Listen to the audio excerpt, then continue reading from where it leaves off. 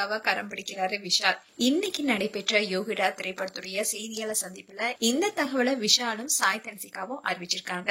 விஷால் ரீசெண்டா ஒரு இன்டர்வியூ கொடுத்திருந்தாரு.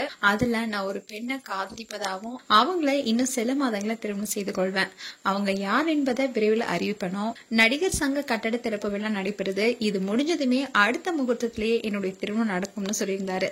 இன்னும் விஷாலும் சாய் தன்ஷிகாவும் காதலிக்கிறாங்கன்னு சொல்லப்பட்டுச்சு. இதை பத்தி இன்னைக்கு நடைபெற யோகிடா இசை வெளியீட்டு விழால அறிவிப்பாங்கன்னு எதிர்பார்க்கப்பட்டுச்சு. அதே மாதிரி தன்ஷிகா பேசும்போது தனக்கும் விஷாலுக்கும் வர ஆகஸ்ட் 29 அன்னைக்கு திருமணம் நடைபெறுதுன்னு அறிவிச்சிருந்தாங்க. உடனே அங்க இருந்தவங்க கைத்தட்டி ஆரவாரம் செஞ்சாங்க. அந்த சமயத்துல சாய் தன்ஷிகா என்ன பேசினாங்கன்னா, இந்த நாள் என்னுடைய வாழ்க்கையில ரொம்பவே முக்கியமான நாள்.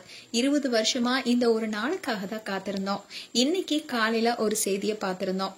அதை பார்த்ததுக்கு அப்புறமா கூட 15 வருஷமா நம்ம நண்பர்கள், இனியும் நம்ம நண்பர்களாவே இருப்போம்னு சொல்லியிருந்தோம். 15 வருஷங்களா நண்பர்களாக உறவினர்களாக இருந்தோம்.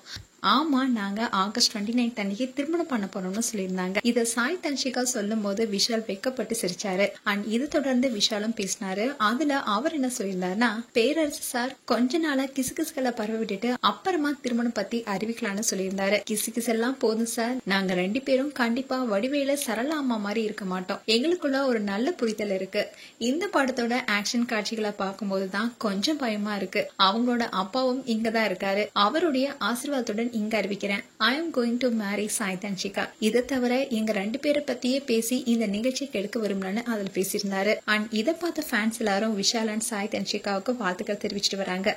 மேலும் உங்களுடைய வாழ்த்துக்களை கமெண்ட் செக்ஷன்ல சொல்லுங்க. இது போன்ற வீடியோஸை பார்க்க நியூஸ் தமிழ் கிட்ஸ் சேனலை சப்ஸ்கிரைப் பண்ணுங்க. மறக்காம நோட்டிபிகேஷன் பட்டனை கிளிக் பண்ணுங்க.